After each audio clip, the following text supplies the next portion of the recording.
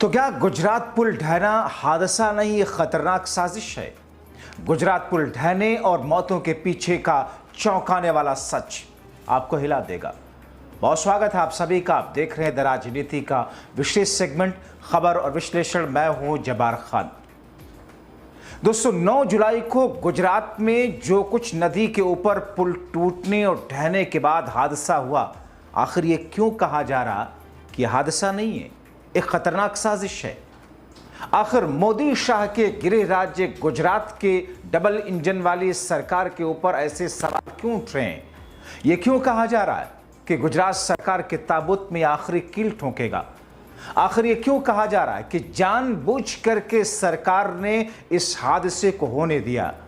दोस्तों, चौंकाने वाला खुलासा सामने आया है, आपको विस्तार से बताते हैं, अंत तक इसे जरूर देखें। दोस्तों, कुछ वर्ष पहले आपको याद होगा, टेलीविजन या फिर रेडियो या दूसरे माध्यमों से, अखबारों में आपको एक विज्ञापन बार बार दिखाया जाता था। महानायक अमिताभ बच्चन शायद उसमें एक्टर थे और उनका ऐड चलता था गुजरात सरकार का कि कुछ दिन तो गुजारो गुजरात में, यानी गुजरात को जन्नत की तरीके से पेश करके। दरअसल मोदी जिस वक्त वहां के मुख्यमंत्री थे और जब राष्ट्रीय राजनीति में वो आ रहे थे, तो उस वक्त गुजरात को एक मॉडल के तौर पर, देश के मॉडल के तौर पर पेश करने की कोशिश की गई। हालांकि यह अलग बात है कि इसका गुब्बारा बाद में चल करके फूट गया।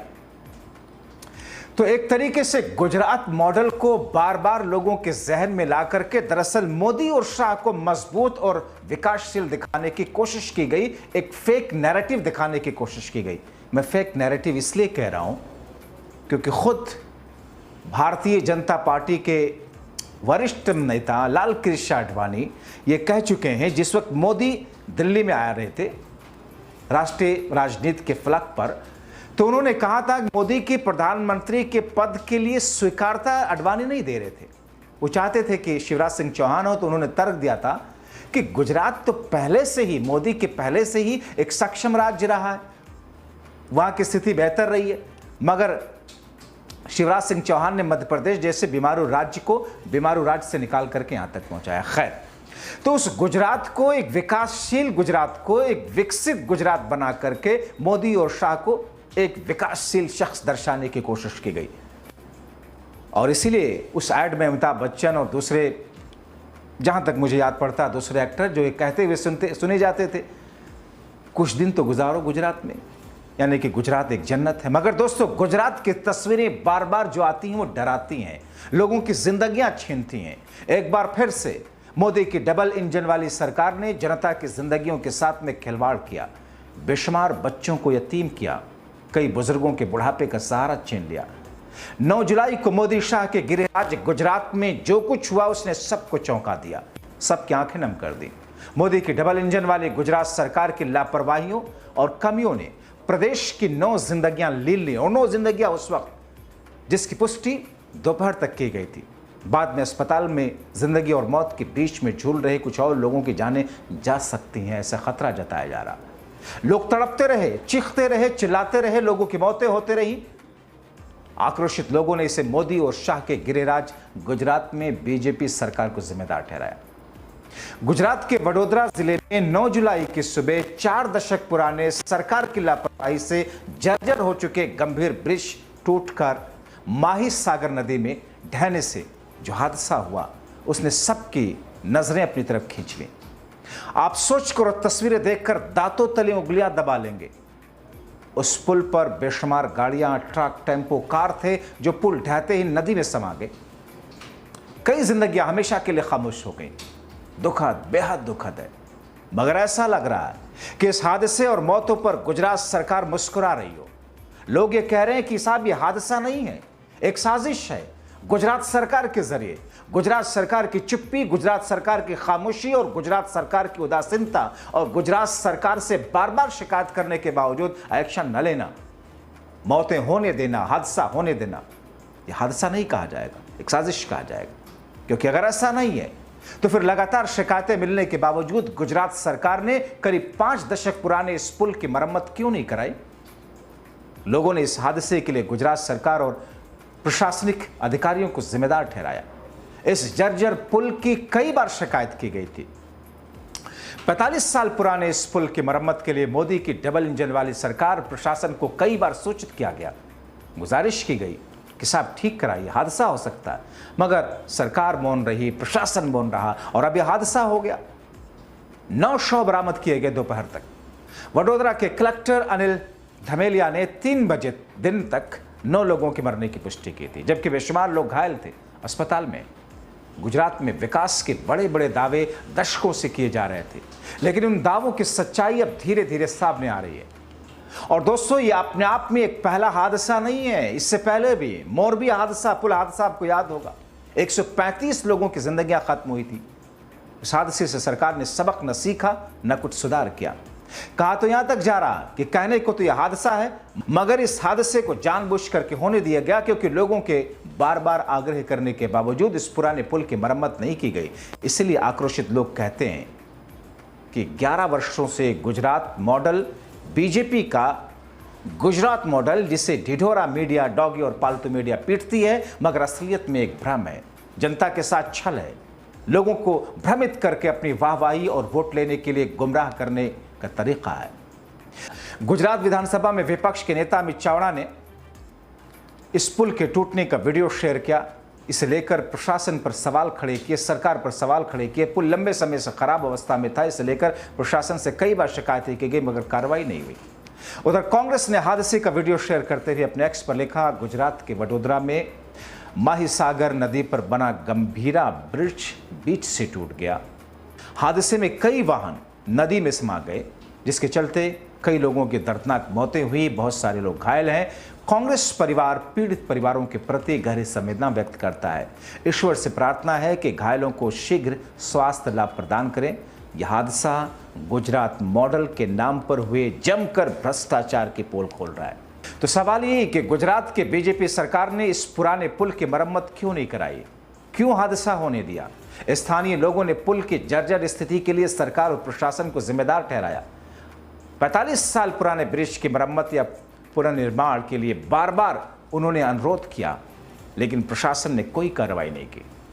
लोगों ने बताया कि गंभीरा ब्रिज, जो कि वडोदरा और आनंद को जोड़ता है, कई वर्षों से भारी यातायात के लिए ठीक नहीं था, लेकिन प्रशासन ने कभी इस पर ट्रैफिक रोका ही नहीं, लोगों को आने जाने दिया। भारी वाहन आते जाते रहे, बड़े बड़े बस, बड़े बड़े ट्रक, बड़े बड़े वाहन वहां से गुजरते रहे, हादसों को दावत देते रहे। क्या सरकार इंतजार कर रही थी? या सरकार सोच रही थी हादसा हो जाए?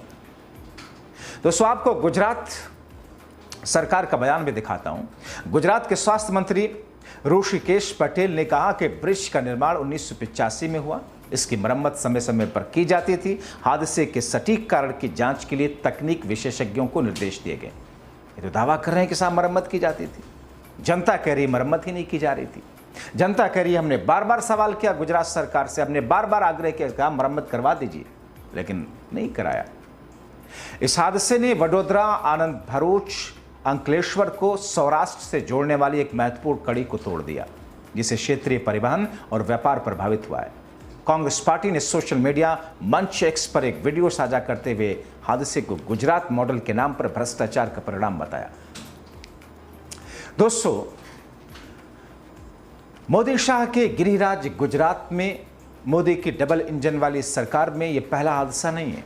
इससे पहले भी मोरबी पुल हादसा हो चुका है, करीब 150 लोग मारे गए, मगर उससे मोदी की डबल इंजन की सरकार ने कोई सबक नहीं लिया। आपको याद होगा 30 अक्टूबर 2022 गुजरात के मोरबी शहर में मच्छू नदी पर बना 140 साल पुराना पुल, छलोता पुल, ढह गया। 135 से ज़्यादा लोगों की मौत हुई, 180 से अधिक लोग घायल हुए। ब्रिटिश काल में निर्मित यह पुल पैदल यात्री निलंबन पुल था, जिसे हाल में 6 महीने की मरम्मत के बाद 26 अक्टूबर 2022 को उस वक्त खोला गया था। यानी कि मरम्मत के बाद खोला गया था दोस्तों, तब यह हाल था। दीपावली और गुजराती नववर्ष के अवसर पर भारी भीड़ के कारण बताया गया 350-400 लोग मौजूद थे, पुल टूट गया। पुलिस ने ओरेवा ग्रुप, जो कि इस पुल के रख रखाव और संचालन के लिए जिम्मेदार थी, उसके खिलाफ आपराधिक मामला दर्ज किया था, 9 लोगों को गिरफ्तार भी किया था। रिपोर्ट में दो रिपोर्ट सामने आई जांच की, वो चौंकाने वाली थी दोस्तों। क्योंकि उस मोरबी पुल हादसे में जो रिपोर्ट आती है उसका कहना था कि गुजरात सरकार की कई कमियां थी। विशेष जांच दल SIT की अंतिम रिपोर्ट के अनुसार मोरबी नगर पालिका ने बिना किसी निविदा प्रक्रिया के औरेवा ग्रुप, जो कि एक घड़ी निर्माण कंपनी है दोस्तों, सोचिए, जो कंपनी कंस्ट्रक्शन करती ही नहीं, इस किस्म का काम करती नहीं, उसको ये ठेका दे दिया गया था। औरवा ग्रुप एक घड़ी निर्माण कंपनी है जो पुल के रखरखाव और संचालन को ठेके पर लेती है, उसे दे दिया जाता। कौन देता है? जो तकनीकी रूप से इस कार्य के लिए सक्षम थी ही नहीं।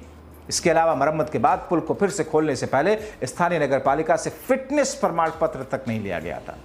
जांच में यह भी पाया गया था केवल 2 करोड़ रुपए के ठेके में मात्र 12 लाख रुपए ही मरम्मत पर खर्च हुए। सोचिए, मरम्मत पर खर्च। पहली बात तो वो कंपनी जो कि इसके लिए सक्षम नहीं थी, एक घड़ी कंपनी थी, उसको ठेका दिया। किसने दिया? कौन से मंत्री ने दिलवाया? 2 करोड़ रुपयों का बजट मरम्मत का, खर्च कितने किए? 12 लाख रुपए मात्र। सरकार के भ्रष्टाचार और निगरानी की कमी को दर्शाता है। सरकार ने हादसे के बाद नगरपालिका को निलंबित कर दिया, लेकिन यह कदम देर से उठाएगा, जिससे प्रशासनिक जवाबदेही पर सवाल तो है।